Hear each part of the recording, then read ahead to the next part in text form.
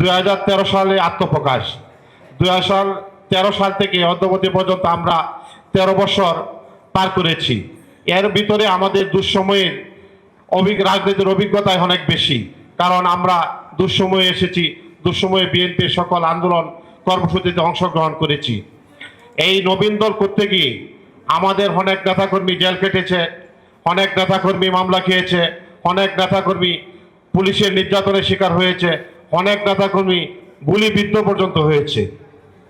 তারপরেও আমাদেরকে থামিয়ে রাখতে পারেনি। আমরা যখন 28শে অক্টোবর বিএনপির মহাসমাবেশ ক্র্যাকডাউন হলো, যখন অন্যান্য অঙ্গ সংগঠন ও বিএনপির নেতাকর্মীরা প্রোগ্রাম করতে ভয় পেত, তখন আমরা সারা বাংলাদেশ সহ এই প্রেস ক্লাবের সামনে পুলিশের বন্দুকের নলের ডগার সামনে দাঁড়িয়ে আমরা প্রোগ্রাম করেছি। যখন শহীদ রাষ্ট্রপতি জিয়াউর রহমানের মাজারে অনেকেই যেতে ভয় পেত, তখন আমরা ভয় পাইতাম না, তখন আমরা উপস্থিতি ছিল চোখে পড়ার মতো। তাই বলতে চাই, আসলেই এই নবীন দলের বাইরে আমার কোনো পদ নাই।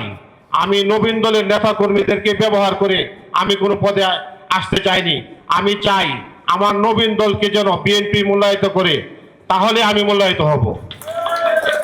তাই সাংবাদিক ভাইদের মাধ্যমে একটি কথা বলতে চাই, আমার নবীন দলের সারা দেশের সারা নেতৃবৃন্দ যারা আছেন, প্রত্যেকের একটা অনুরোধ, যেন এই নবীন দলকে বিএনপির অঙ্গ ও সহযোগী সংগঠন হিসেবে অন্তর্ভুক্ত করা হয়। এই আশা প্রত্যাশা ব্যক্ত করে আমার বক্তব্য শেষ করলাম। সবাইকে ধন্যবাদ। আসসালামু আলাইকুম।